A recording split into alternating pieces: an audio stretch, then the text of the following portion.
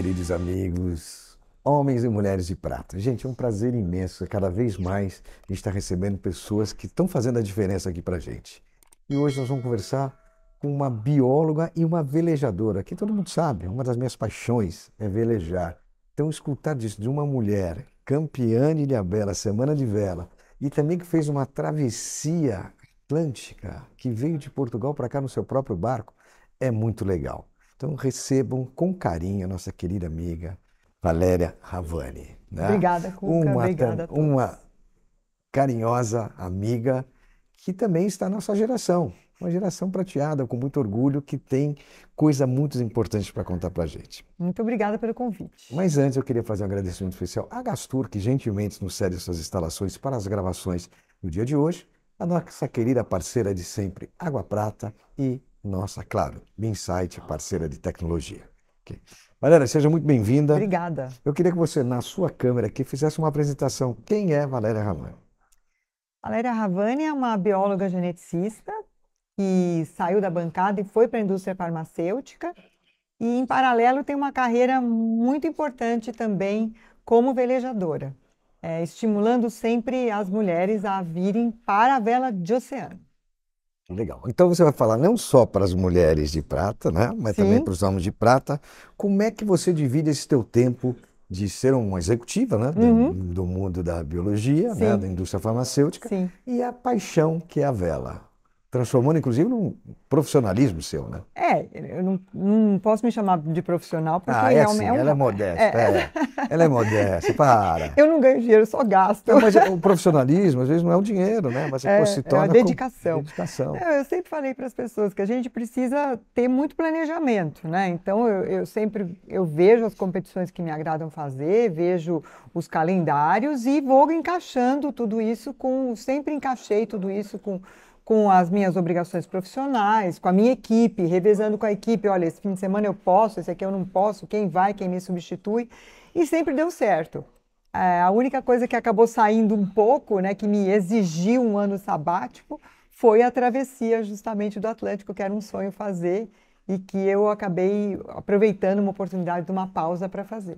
Você vai falar mais sobre isso. Mas Sim. antes eu quero saber assim, quais os destaques que você dá na sua vida profissional como uma bióloga? Porque você Uhum, teve, né, a transformação de cargo, exato. de projetos internos. Eu acho que eu tive a felicidade de poder estudar na USP, fazer meu mestrado na USP, que foi uma coisa muito marcante na minha vida, e escolhi a genética humana como meu campo de atuação. E desde então tenho muita felicidade de tê-lo escolhido. É um tema atual, cada vez mais atual. E aí, num doutorado que eu fui fazer na Finlândia, eu descobri a interação com a indústria farmacêutica e resolvi migrar para a indústria farmacêutica, sair da pesquisa para ir para a indústria, que é uma coisa mais prática, né? Como colocar toda aquela ciência, né, a favor da população, de uma forma mais prática, menos laboratorial. E foi uma coisa de muita felicidade, todo esse caminho que eu fiz. Eu comecei numa coisa mais geral, né, Tá? trabalhando na Janssen, e aos poucos, né, o avanço da medicina, no sentido de medicina prática, fora da pesquisa, foi indo para a genética e eu fui conseguindo mudar essa minha experiência e ir para a genética. Depois eu trabalhei com diagnóstico molecular e finalmente eu trabalhei 15 anos numa empresa que é Que legal. dedicada a doenças genéticas raras. Falando em genética, o que você vê nos seus estudos ou na medicina sobre a nossa geração? O que a gente pode esperar de novidades? O que trabalho está sendo feito? Olha, tem muita coisa. Eu acho que hoje o que todo mundo está vendo nas manchetes, né, o que faz, né, Uhum. vamos dizer assim, um envelhecimento saudável. Eu não gosto nem de usar a palavra envelhecimento, porque ela chama alguma coisa que não está bem, né? É o viver bem. O que faz uma pessoa viver bem mais anos, né? Ou viver mais anos bem, né? E aí entra um conjunto onde a genética também é muito importante. Fala-se muito da alimentação, fala-se muito da atividade física e atividade mental, socializar, mas não dá para esquecer que existe um componente genético nisso. Então, existem pessoas, inclusive no Brasil, como a doutora Maiana Zatz, que têm estudos muito importantes para entender o que tem na genética dessas pessoas que vivem mais e melhor que as capacita para isso, né? Mas você atribui isso não só à genética, mas também à qualidade de vida, os É um hábitos, a conjunto, é um alimentação. conjunto. Nós somos um conjunto, né? Não adianta você ter uma máquina maravilhosa e deixar ela ali paradinha, né? Sem uso, Sem sem trocar exercício. óleo. Exatamente, tudo exige manutenção e uso, né? É. Eu falo sempre, as pessoas falam assim, o que que é importante no corpo humano, né? Use it or lose it, né? Aquele velho ditado Claro. dos americanos. Se você ficar deitado numa cama, você vai morrer mais cedo também. Então, E não é só descansar, né? não é só descansar, Pode muito até pelo descansar de contrário. vez. Exatamente. Então, isso é uma coisa. A outra coisa é Ah, entender e que também nos permeia, eu acho que sempre hum. permeia, é entender que existem uma série de doenças que têm um componente genético importante, que as pessoas vão descobrindo. Então, quando você pensa, né, em Alzheimer, quando você pensa em alguns tipos de doença que tem um componente genético, é importante entender, não só para você saber o que pode ser feito terapeuticamente, né, direta ou indiretamente àquela terapia, mas também, e eu acho que está todo mundo nessa conversa, né, também no aconselhamento e planejamento familiar, né? Mesmo Ah, que não eu tenha tenha uma dúvida. doença que apareceu muito tarde na minha família, né, eu tenho que pensar nisso quando eu vou planejar Aquela história dos o, cânceres em todas as tudo isso, gerações, né? né? Cânceres geneticamente determinados, tudo isso. Então, a gente pode não perceber, mas eu não só acredito, mas eu sou forte defensora de que a genética está em tudo. Tá mesmo. E agora, vamos no que eu mais quero falar. Aham, Como é que pintou essa paixão na sua vida? Como pintou na minha também, sim. vela. Como é que surgiu? E eu queria saber um pouquinho dessa tua trajetória. Algumas eu acompanhei no jazz, né, Aham, seu bar. aham. Mas eu queria saber um pouquinho, porque é tão gostoso escutar esse paralelo da vida, do dia a dia, Exato. com lazer e paixão. Eu, eu acho que assim, uma coisa que eu sempre digo para as pessoas é que provavelmente eu, eu sou uma executiva melhor porque eu tenho uma equipe de vela. E eu sou uma melhor capitã porque eu tenho experiência executiva. Acho que a gente tem essa coisa da a equipe de alta performance. Para mim, o melhor modelo que existe é um barco de oceano. Eu já realizei umas 4 regatas corporativas. E aí você conhece as pessoas de um jeito. Exato. O meu MBA foi baseado nesse tema. É mesmo? Que legal. A equipe de vela de oceano como modelo de alta performance. E dá um Para resultado tudo. incrível. É espetacular. E tem a questão da diversidade, né? O barco de oceano, ele, para performar, ele exige diversidade. Então, aquele fulano grandão, forte, ele Vai fazer normalmente fica escola. atrás, né? Ficar atrás. Aquela pessoa ágil, pequenininha, fica na frente, né? Você pode ter uma Que pessoa. chama-se o proeiro, né? Vamos colocar os Exatamente, nomes para vamos, eles né? entenderem. E você tem todo um conjunto que, com a diversidade, tem que performar junto. O teu primeiro barco grande foi o Jazz? Não. Eu tive primeiro um barco com 4, nós éramos em 4 sócios, que chamava Motim, por razões óbvias, Claro, não né? nem precisa nem. Ele se chamava Motim, 28 pés, era eu e mais 3 sócios, né? Aí, um desses sócios, inclusive, ele resolveu construir o próprio barco de alumínio, foi para a vida de cruzeirista, vamos dizer assim, e eu fui para a vida de regateira. Aí, troquei de barco, comprei um 32 pés, que era o Armação. É uma armação, O nossa. Armação, com o qual eu ganhei uma semana de vela, com uma equipe feminina, né? O nosso skipper era um rapaz, mas a equipe Não era o Ralph. era o Ralph Já era o nessa Ralph. época. Tá. E a equipe feminina, ganhamos uma semana de vela com a armação, e daí até que eu comprei a armação totalmente, eu fui comprando os pedacinhos dos sócios. Aí eu resolvi que estava na hora de eu ter um barco só meu, e aí eu trouxe o Jazz da Argentina. Então esse barco foi feito, Só né? você ou do Calu, né? Que tinha. Tem 4 no Brasil, Mas tem Ilha mais Bela é 2 só no Rio de Janeiro, na Ilha Bela o hoje tem Orson e 3, porque o Lucky veio do Rio de Janeiro para meu Ilha Lucky Bela. veio. Legal. E é um Malbec 36, é um barco bem regateiro, ele Delícia. tem um casco maravilhoso, né? É um mascráquio e ele veleja muito bem, é um barco que plana, Eu né? fiz 2 Buenos Aires Punta com o Orson. Então, e o Jazz realmente foi uma semana de vela, que foi inclusive uma semana de vela que era patrocinada pela Rolex, que a gente ganhou, né, com o Jazz. E todo mundo fala muito da pintura do casco, do Era jazz, linda, é né? linda, Porque é linda. toda uma obra de arte baseada numa obra de arte do Matisse, né? Ela era linda. Aí eu falei assim, puxa, está na hora de trocar, tal, pá. E acabei, teve um desentendimento lá e falei assim, não, vou vender, vou pensar o que eu vou fazer na vida.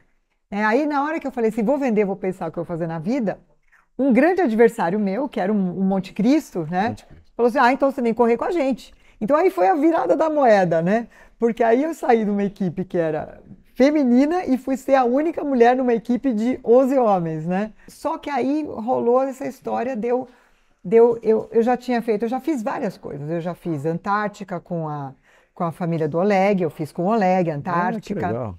Eu fiz Eldorado Brasilis com a BL3, que é uma regata mais longa que Mais tinha no longa. Brasil, nós são 600 milhas até a Ilha de Trindade, né? Já tinha feito várias Santos Rio, já tinha feito mesmo a Refeno antes, eu já tinha feito, essa foi a segunda Refena que eu fiz. E eu falei assim, e Esse quando é o eu meu fui sonho. morar em São Francisco, eu velejei por lá, mas faltava a travessia, né? E Isso foi sua virada de chave profissional e também exatamente. Aí foi esportista, essa vai, vamos dizer. história, né? Então, tudo deu certo, batemos as nossas metas, Que legal. business as usual, o negócio foi em frente. E aí eu virei para minha chefe e falei assim: "Olha, chefe, eu quero continuar trabalhando do Brasil, porque eu vinha para cá, não perdi uma semana de vela morando nos Estados Unidos. Eu tirava férias para vir correr semana de vela. Corri Orque de Floripa, Ah, você morando. correu o que falou? Foi uma regata que eu corri no Xamã, um outro No barco. O Xamã, pessoal me conheço. convida, tal. Eu tô pau para toda a obra, né? Tripulante e comandante. E aí eu falei para minha chefe assim: olha, eu quero morar no Brasil, eu consigo trabalhar global morando no Brasil. E na época a empresa ainda estava se ajeitando, não sabia, e falou assim: olha, não vai dar. Ou você volta ou não temos mais condição. E daí eu falei assim: então agora eu vou fazer minha pausa. Que Eu foi agora em já 2020. 22, 22. 22. Eu trabalhei nessa empresa até março de 22. Eu já vinha me preparando, porque nesse momento eu estou buscando uma carreira de conselho. Ah, que legal. Então eu já vinha fazendo, Esse é o estudando, projeto daqui para é o frente. meu projeto. Eu já vinha estudando, porque eu gosto muito de fundamentar teoricamente tudo que eu faço. Eu já vinha estudando, fiz um curso na Saint Paul, já vinha me buscando essa ideia. E eu falei assim, então agora eu vou fazer o meu ano sabático, vou virar essa chave. E aí eu falei assim, então agora é a hora de fazer a travessia, porque uma travessia exige um planejamento e um tempo que não é seu. E determinação, É né? o tempo da meteorologia, do clima, de você fazer tudo direitinho para você não passar um Montagem de perrengue tripulação, tem tudo. desnecessário, Você né? fez em quantos dias? 40 dias. 40 dias. Você fez E eu quantas fiz pessoas uma a bordo? outra coisa junto com isso. Eu trouxe um barco, eu comprei um barco usado na Europa e trouxe. Tudo certinho, de acordo com a nova lei que permite trazer os barcos, né? Com a nova época. Então, Teve uma complicação aí, né? não, ela continua vigente, está perfeita, tudo funciona, né? Mas você tem que ter, de novo, esse planejamento, E você fez uma com quantas equipe. pessoas? Fui eu e mais duas pessoas.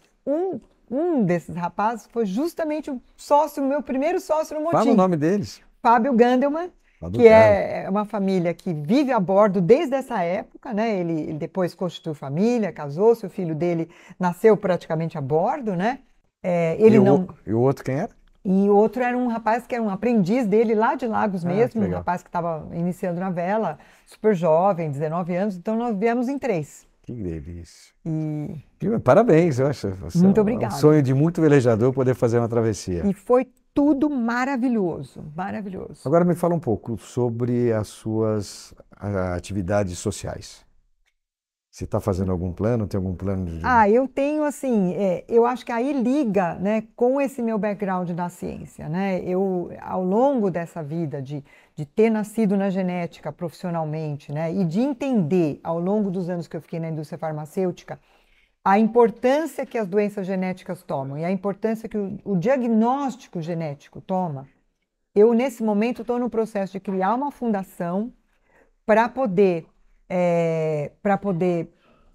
permitir que, a princípio, né, como fundação de alvo, né, da minha arrecadação, eu pretendo fazer com que mais pessoas carentes possam fazer diagnósticos de doenças genéticas. Bacana.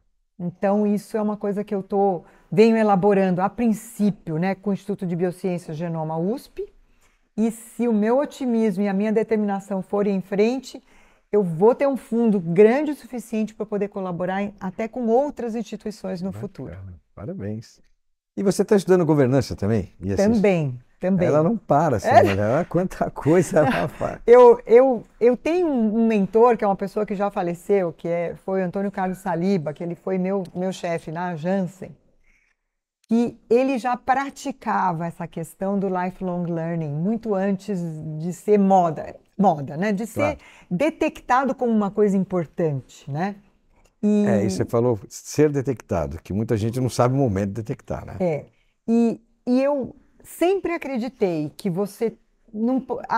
tudo vai evoluindo, vai crescendo, os conceitos, né? Aquela velha coisa, né? Nada se cria, tudo se transforma, né? Mas você tem que buscar o conhecimento. Com certeza. Então, não pode parar, né? Não pode parar. Então, continuo fazendo congressos na genética, mas eu comecei a estudar administração e depois eu passei para essa questão da governança. Então, eu fiz o curso de conselheira na St. Paul e tenho feito muita coisa no IBGC pensando na governança, porque eu acho que tem conceitos novos que se agregaram, né? Você pensar numa empresa que não atende só ao acionista, mas atende às pessoas em volta, isso é governança. É você pensar no todo. No todo, né? É isso mesmo. Inclusive nas gerações de prata, né? Todo mundo. Agora me fala, falando de experiência, que conselho você daria para as jovens mulheres que tentam entrar num mundo tão competitivo masculino, tanto na ciência como no esporte? Que não é fácil, né? Olha, todo mundo fala que está tudo bem, mas ainda tem Tem muita coisa que a gente ainda tem que batalhar, né? Você sendo uma referência, né? Eu não sei, mas eu busco dar o meu exemplo, né? O meu exemplo é você ser determinado, acreditar em você e buscar com essa característica que eu acho que não deixa de ser feminina, de você buscar conhecer as pessoas, né? Buscar entrar naquele lugar com as suas potencialidades. Todo mundo tem as suas potencialidades, né? Ontem mesmo eu brinquei com a moça que eu trouxe para ser minha tática. Eu falei assim, hoje nós vamos fazer social aqui no Pier. A gente vai passar aqui, vamos conhecer todos os barcos, bater papo não só com os comandantes, mas com os marinheiros. Para entender, né? Então vamos conhecer aquele barco, vamos conhecer aquele outro. Na vida profissional e no esporte é a mesma coisa. Mas eu devo dizer que muito de eu ter a equipe feminina e de eu ter comprado o barco era porque as pessoas não me convidavam. Aí eu falei assim, o povo não me convida? Então agora quem vai ter que convidar sou eu. Eu vou comprar um barco. Foi muito legal. Você fez tudo isso, você montou uma equipe feminina e ganhou. Exato. E ninguém acreditava. Teve uma vez, no primeiro campeonato que a gente ganhou, teve um rapaz adversário que veio para mim e falou assim, sabe, Valéria, perder é ruim, mas perder de você é pior. Então, um preconceito... E aí eu pensei, eu não falei. Absurdo. Eu falei assim, não, eu não preciso falar. Mas eu pensei, eu falei assim, você é um coitado. Se acostuma porque isso vai continuar acontecendo. E me fala uma coisa, planos para o futuro, profissionais e esporte? Olha, vai dar volta ao mundo? Não, eu acho que não. Eu estou agora fazendo uma equipe muito light, continuo trazendo mulheres, continuo incentivando. Deixa eu velejar uma vez no seu barco. Também, vamos lá. Por exemplo, eu trouxe esse final de semana, estava correndo regata na Ilhabela, e eu trouxe uma menina que terminou a escola de vela da Ilhabela, e ela foi entre os 10 melhores colocados no Campeonato Mundial de Optimistic na África do Sul, e ninguém convida essa menina para velejar.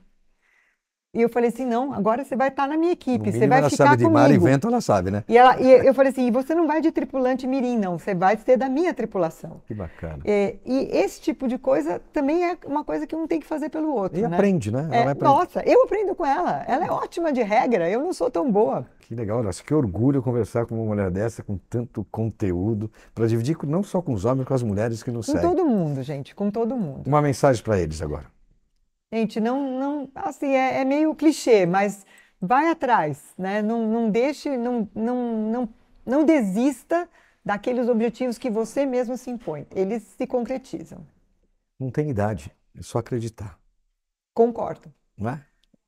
Eu quero te dar uma lembrancinha agora da nossa querida patrocinadora Água Prata, que Ah, são que algumas legal! tônicas e um clube soda para você tomar a bordo. Ai, que bonitinho, uma É uma graça, né? graça, né? Não, e na latinha é ótimo porque é Reciclável, reciclável, dá para exatamente. colocar a bordo no saquinho, dele Exatamente, amassado. exatamente. Muito bom, muito Legal, bom. Valéria, muito obrigado pela sua presença aqui no Eu Homens que de Papo. agradeço pela oportunidade. É muito bom ver pessoas assim, com essa experiência, com esse amor pelas coisas que faz. É Sem, gostoso. sem Não é porque dúvida. somos prateados que não podemos ter amor. Com certeza. Parabéns. Pessoal, espero que vocês tenham gostado. Não esqueçam de se inscrever no nosso canal, compartilhar nas nossas redes sociais, YouTube, Facebook, Instagram, LinkedIn e podcast. Tá? Um agradecimento especial mais uma vez para a Gastur, pela gentileza do seu espaço. Água Prata e Insight. Forte abraço a todos. Fique com Deus. Obrigado, Valéria. Amém. Muito obrigada. Homens de Prata, uma geração de valor. Bye, bye.